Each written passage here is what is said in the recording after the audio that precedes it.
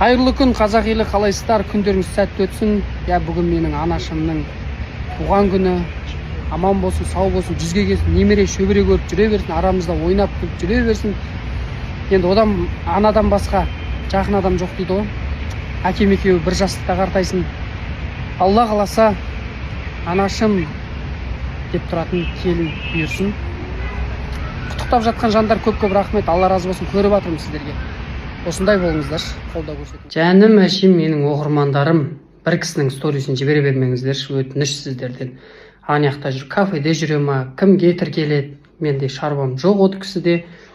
Біз ондай емес, біз білесіздер, кафелетпейміз, біреуге тіркелмейміз, ондай назло бірдеңе істемейміз деген сияқты ғой.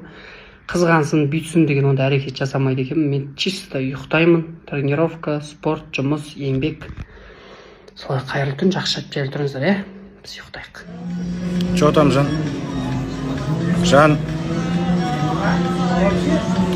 Шомылам дедің, шомылға алып келдің. Дарбыз жейм дедің, дарбызды алып келдің.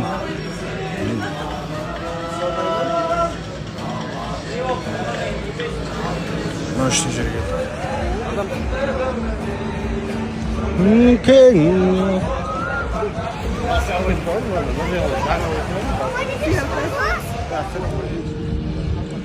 екіншісіне кірдік.